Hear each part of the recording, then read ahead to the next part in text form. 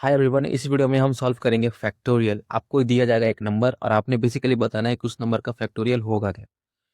In case you don't know what is factorial is, let me explain you that. अगर आप किसी भी number का n है, अगर आपको इसका फैक्टोरियल निकालना ही फैक्टोरियल का साइन होता है। तो फैक्टोरियल से सिंपल से मतलब होता है कि इस नंबर को मल्टीप्लाई करते जाइए उससे हर एक कम नंबर से, यानी n into n minus one into n minus two up to one. जो भी इसका आंसर होगा वो बेसिकली हमने वो रिटर्न करना है। फॉर एग्जाम्पल, अगर आप 5 का फैक्टोरियल निकालोगे तो 5 फैक्टोरियल क्या होगा? 5 into four into three into two into one. So this will be 120। Factorial को सॉल्व करने के लिए मल्टीपल अप्रोचेज है। We will discuss few of them right now. सबसे पहला अप्रोच तो एकदम सिंपल है कि आप एक लूप लगाओ, फॉर लूप। फॉर लूप लगाएंगे जो 1 से लेकर के n तक चलेगा और हर एक नंबर को हम उससे I mean 1 into two into three multiply करके सिंपली आंसर को हम रिटर्न कर देंगे। Okay, late me show you that approach now. हम करेंगे क्या कि सबसे पहले एक आंसर नाम के वेरिएबल को मैं डिक्लेयर करूंगा जिसमें इनिशियली वैल्यू 1 को मैं असाइन कर दूंगा, राइट ना। उसके बाद मैं एक फॉर लूप लगाऊंगा जो आई से लेकर के आई मतलब आई 1 से लेकर के n तक चलेगा, less than equals to n, correct. I plus plus. अब जब कभी भी ये आंसर आएगा, आंसर में मैं असाइन कर दूंगा, आंसर में into is equals to i, correct. इसका सिंपल सा मतलब ये होगा कि आंसर में आप असाइन करो answer into I, correct. So initially value 1 थी तो 1 में मल्टीप्लाई होगा 1, फिर हो जाएगा 2, फिर 3 अप टू n, करेक्ट। और एट द एंड सिंपली हम रिटर्न कर देंगे आंसर को। So this is the one approach to solve this factorial. As you can see, factorial निकालने के लिए हमें कई सारे रिपीटिशन हो रहा है, करेक्ट, रिपीटिशन हो रहा है। एज यू कैन सी, अगर हमने जैसे 5 फैक्टोरियल का अगर आप एग्जाम्पल देखोगे तो क्या था? 5 into four into three into two into one, correct. अगर आप इस वाले हिस्से को देखोगे तो आप 5 को मल्टीप्लाई कर रहे हो इस पूरे से, करेक्ट। नाउ अब हम इस वाले पर्टिकुलर हिस्से को फोकस करते हैं। अगर आप 4 को देखोगे तो इस वाले पर्टिकुलर हिस्से में देखोगे तो 4 into three into two into one, correct. अगर आप 4 को हटा दो तो देखो आप ये वाला हिस्सा फिर से मल्टीप्लाई कर रहे हो, correct. Now focus on this part. 3 को आप मल्टीप्लाई करो 2 से, 2 को मल्टीप्लाई करो 1 से, लुक एट दिस पार्ट। 3 को मल्टीप्लाई करो इस वाले हिस्से से, अगेन से दिस पार्ट। 2 को आप मल्टीप्लाई कर रहे हो 1 से, यानी ये वाला हिस्सा मल्टीप्लाई हुआ है 2 से।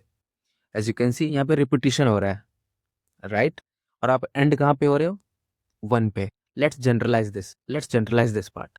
यानी अगर एक n है, मुझे n का फैक्टोरियल चाहिए तो n into n minus one into n minus two into n minus three into dash dash dash dash up to one, correct. यानी n को मल्टीप्लाई किया इस वाले पूरे हिस्से से। सिमिलरली इस वाले भाग को अगर मैं ऐसे लिख सकता हूँ, यानी right, n into n minus one into n minus two into n minus three up to one, correct. What happened in this part? N minus one multiply हो रहा है इस वाले हिस्से से। Again we will do the same thing. N minus two बाहर आ जाएगा, फिर से मल्टीप्लाई होगा अंदर में क्या? N minus three into dash dash dash up to one, correct. और ये वाला हिस्सा वापस से आपने इससे मल्टीप्लाई किया। अगेन एन माइनस थ्री में भी वही होगा। आप आप एंड करो किस पे? वन पे, करेक्ट। वन ही होगा वो हिस्सा जहां से अब पीछे आप नहीं जा सकते, करेक्ट। इसके पीछे अब कुछ नहीं होगा। Now we will do the code for this. यानी कि अगर कभी भी n की वैल्यू 1 हो जाती है तो उस केस में मैं डायरेक्टली रिटर्न कर दूंगा 1। अदरवाइज मैं क्या रिटर्न करूंगा? n को मल्टीप्लाई करो factorial of n minus one, correct. ये हो गया हमारा रिकर्सिव कोड। अगर कोई भी सवाल रिकर्शन से बन सकता है तो इसका मतलब वो डीपी से भी बन सकता है। हम क्या कर रहे हैं कि हम हर एक वैल्यू के लिए, n की वैल्यू के लिए मैं n को मल्टीप्लाई कर रहा हूँ, फिर उससे एक छोटी वैल्यू को कॉल कर रहा हूँ n माइनस वन, फिर मैं इसको मल्टीप्लाई करता हूँ, फिर मैं इससे छोटी वैल्यू को कॉल करता हूँ। और ऐसा मैं करते जाता हूँ जब तक कि मुझे 1 नहीं मिल जाता। 1 के केस में वापस से कॉल बैक को रिटर्न कर देता हूँ। Instead what we can do, we can simply store this into a array, right. We can store this into an array. Base case क्या है? बेस केस कहता है कि जब कभी भी वैल्यू 1 होगी तो आप सिंपली 1 रिटर्न करो। यानी डीपी के 1 में मैं 1 को स्टोर कर दूंगा और आने वाली जो भी वैल्यूज है इसको मैं स्टोर्ड वैल्यू से मैनिपुलेट करूंगा। Let me show you. N की वैल्यू क्या थी हमारी, लेट्स से एन की वैल्यू है हमारी 5। Okay, so we will make 5 size का एक एरे।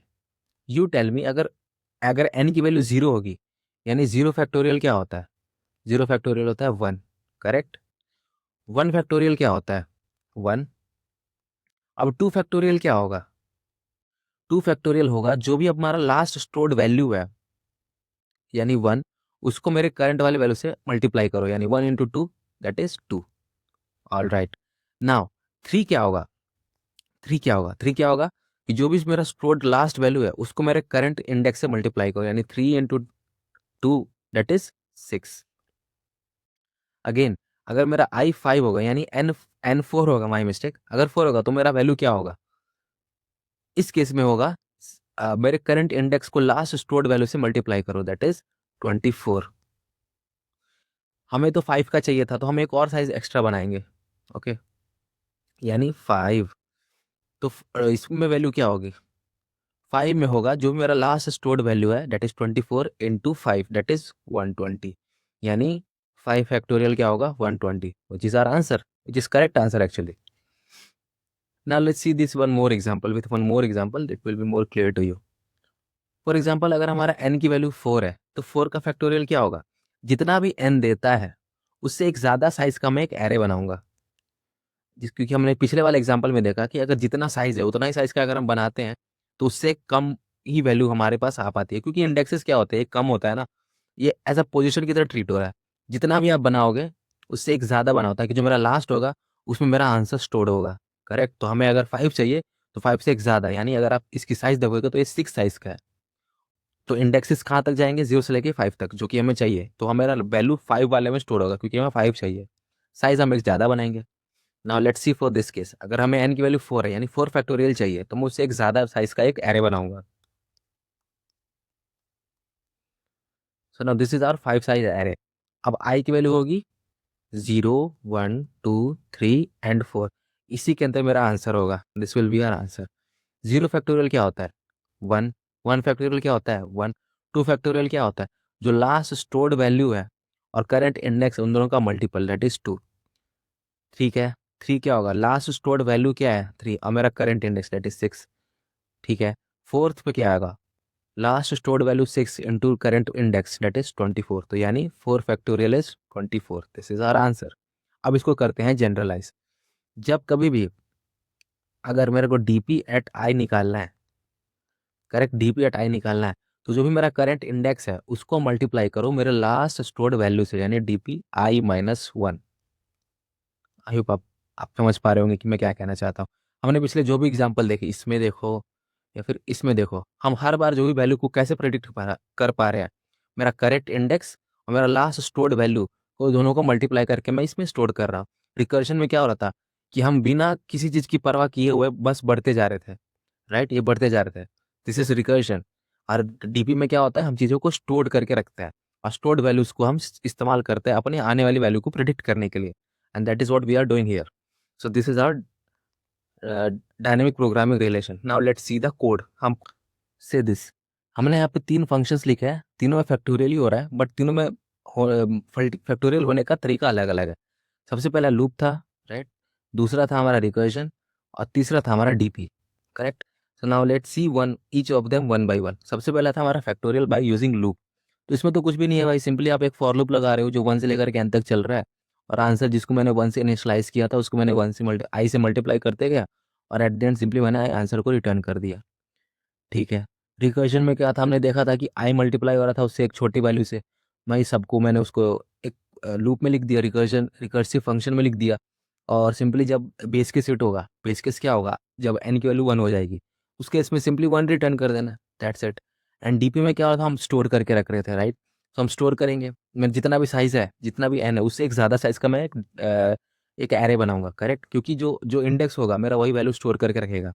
0 और 1 में मैं zero index, zeroth position I mean zeroth index और 1th इंडेक्स में मैंने, जीरोथ इंडेक्स और फर्स्ट इंडेक्स में मैंने 1 असाइन कर दिया, क्योंकि वो हमारे बेस केसेस थे, right. If you remember at in recursion भी हम जब n की वैल्यू 1 होती है तो हम 1 रखते हैं, और 0 होती है तो भी हम 1 रखते हैं, ठीक है। सो इन दैट केस मैंने D P at 0 and D P at 1 को मैंने 1 से इनिशलाइज किया, और बाकी बचे हुए वैल्यूज़ के लिए मैंने डी पी का फॉर्मूला लगा दिया, that is I into D P I minus 1। और at the and if you remember, जो भी मेरा लास्ट वैल्यू है, आई मीन जो भी मेरा वैल्यू जिसमें मेरा आंसर होने वाला है, उसको मैं डी पी एट एन को मैं रिटर्न कर दूंगा। आई होप आपको सारी चीज़ें समझ में आई होंगी। Now let's run this code and see with some sample test cases. As you can see सबसे पहला टेस्ट केसेस ही है, तो हम सबसे पहले टेस्ट केस लिखेंगे। Let's run for 5 test cases. अब एन हमें देना है, तो एन के वैल्यू हम 5 देंगे। As you can see loop के मेथड से भी 120 आ रहा है, रिकर्सिव मेथड से भी 120 आ रहा है, और डीपी वाले अप्रोच से भी 120 आ रहा है। Now let's try with one more example, let's say 12। So as you can see सबके लिए बराबर ही आंसर आ रखा है। फिर से अगर लिखोगे 4, तो 4 के लिए सबके लिए बराबर आ रहा है। Now let's see 10। As you can see सारे अप्रोचेस के लिए हमारे सारे वैल्यूज है एकदम सही चल रहा है सारा फंक्शन। सो इस वीडियो के लिए इतना ही रहेगा, और आई होप आपको सारी चीज़ समझ में आई होंगी। और इस वीडियो के लिए तब तक के लिए थैंक्स फॉर वॉचिंग।